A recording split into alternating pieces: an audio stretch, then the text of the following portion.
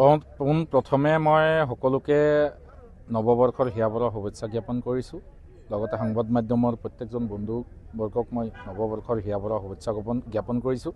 আজিৰ এই বাৰ্তালাপ অনুষ্ঠানত আচলতে আমাৰ সমষ্টিৰ কণ্টেণ্ট ক্ৰিয়েটৰসকল, যুৱ প্ৰতিনিধি বন্ধুসকল, আমাৰ অঞ্চলৰ জ্যেষ্ঠ শিক্ষাগুৰুসকল, সংবাদ মাধ্যমৰ বন্ধুসকলৰ লগত আমি এনেই বহিছোঁ, অলপ কথা পাতিছোঁ। প্ৰত্যেকজন ব্যক্তিৰ লগত কথা পাতি আমাৰ তেওঁলোকৰ মনৰ কথাখিনি আমি শুনিছোঁ। আচলতে মানুহবোৰৰ মাজত কি চিন্তা চেতনা, তেওঁলোকে কি চিন্তা কৰিছে সমষ্টিবাসীৰ কাৰণে, সমষ্টিৰ কাৰণে কি চিন্তা চৰ্চা কৰিছে, অহা দিনত আমি কেনেকৈ আগবাঢ়িব লাগিব, অসম আৰু অসমীয়াৰ কাৰণে আমি কেনেকৈ কাম কৰিব লাগিব, সমাজখনক আমি কেনেকৈ আগবঢ়াই লৈ গৈ এখন সুস্থ পৰিৱেশ, সুস্থ সমাজ, সুস্থ দেশ গঢ়িব পাৰোঁ, তেনেকৈ এখন চিন্তা চৰ্চাৰ সৈতে আমাৰ যি বাৰ্তালাপ অনুষ্ঠান, এই অনুষ্ঠানে এটা সৌহাৰ্দ্যপূৰ্ণ, এক গাম্ভীৰ্যপূৰ্ণ অনুষ্ঠান হৈছে। এই অনুষ্ঠানত থাকি মই সকলোকে ধন্যবাদ আৰু কৃতজ্ঞতা জ্ঞাপন কৰিছোঁ। লগতে অহা দিনত নতুন চিন্তা, নতুন চেতনা আৰু নতুন যি উদ্যমেৰে সৈতে অহা দিনত আমাৰ যুৱ প্ৰজন্মই কাম কৰিব। চমৰীয়া সমষ্টিবাসীৰ যি ন্যায় প্ৰাপ্তিৰ যুঁজ, সেই যুঁজখনত অহা দিনত যি সংগ্ৰাম, সেই সংগ্ৰামে অহা দিনত এই নতুন নৱবৰ্ষই যে পূৰ্ণতা লাভ কৰিব তাৰ এটা ইংগিত বহন কৰিছে।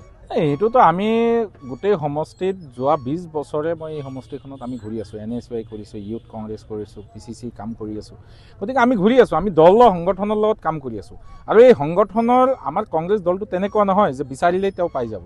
এইটো হাইকমাণ্ডৰ বিচাৰ্য বিষয়, হাইকমাণ্ডে চাই আছে, তেওঁলোকে চাব।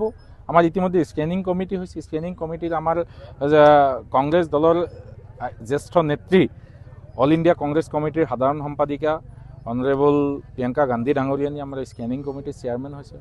আমাৰ সন্মানীয় সাংসদ, প্ৰদেশ কংগ্ৰেছৰ সভাপতি গৌৰৱ গগৈ ডাঙৰীয়া আছে, আমাৰ জ্যেষ্ঠ নেতৃবৃন্দ আছে। তেওঁলোকে চিন্তা চৰ্চা কৰি যিজন যোগ্য ব্যক্তি তেওঁকে দিব। একদম ক্লিয়াৰ যুঁজ এখন হ'ব, আৰু এই যুঁজ এখন হ'বত অসমত এক বনিয়া গোষ্ঠীৰ লগত যুঁজ হ'ব, যি বনিয়া গোষ্ঠী স্বৈৰাচাৰী বাক ৰুদ্ধ কৰিবৰ কাৰণে সদায় চেষ্টা কৰে। যিজন ব্যক্তিৰ নেতৃত্বত অসমত অকল মাটিৰ ওপৰত মাটি কিনি গোটেই অসম শেষ কৰি দিছে, সেই মাটি বিক্ৰী কৰা পৰিয়ালৰ বিৰুদ্ধে যুঁজ হ'ব, যি যুঁজ অহংকাৰৰ বিৰুদ্ধে হ'ব, যি যুঁজ এখন অসমীয়া জাতিক সুসংঘবদ্ধভাৱে চাওলুং চুকাফাই দি যোৱা যি আদৰ্শ, সেই আদৰ্শৰ বিপৰীতে যি যুঁজ বিজেপি আগবঢ়াইছে, সেই যুঁজৰ বিপৰীতে হ'ব।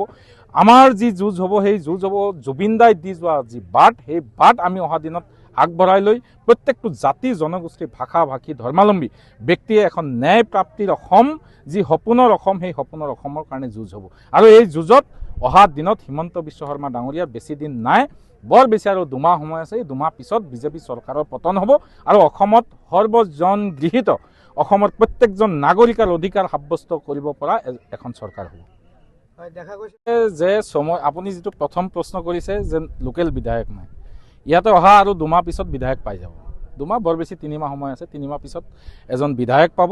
আৰু সেই বিধায়কজন চমৰীয়া সমষ্টিৰ চিন্তা চেতনা, মানুহক অগ্ৰাধিকাৰ দিয়া, চমৰীয়া সমষ্টিৰ ন্যায় প্ৰাপ্তিৰ যুঁজ আগবঢ়োৱা, প্ৰত্যেকজন ব্যক্তিৰ ন্যস্ত স্বাৰ্থ জড়িত এজন ব্যক্তি, সমাজে বিচৰা এজন ব্যক্তিক অহা দিনত আপোনালোকে বিধায়ক হিচাপে দেখিবলৈ পাব। আৰু মুখৰ কথা, মানুহে এইবোৰ ভুৱা প্ৰচলিত কথা, এইটো বিজেপিয়ে বনোৱা কথা। গতিকে বিজেপিয়ে বনোৱা কথাত কোনো দাম নাই, আমি সেইটো প্ৰতিক্ৰিয়া নিদিওঁ। এইটো মুখ্যমন্ত্ৰীয়ে বনোৱা কথা, আৰু মুখ্যমন্ত্ৰী বনোৱা কথাত আমি কংগ্ৰেছ দলে এতিয়াও গুৰুত্ব দিয়া নাই, অহা দিনতো দিয়া নাই। আৰু মুখ্যমন্ত্ৰীয়ে যিবোৰ কথা কৰ্মকাণ্ড কৈ আছে, এই কথাৰো বেছি দিন নাই, আৰু বৰ বেছি 2 মাহ সময় আছে। 2 মাহ পিছত মুখ্যমন্ত্ৰী ডাঙৰীয়া ক'ত থাকিব, সেই প্ৰশ্নটো তেখেতক সুধিব।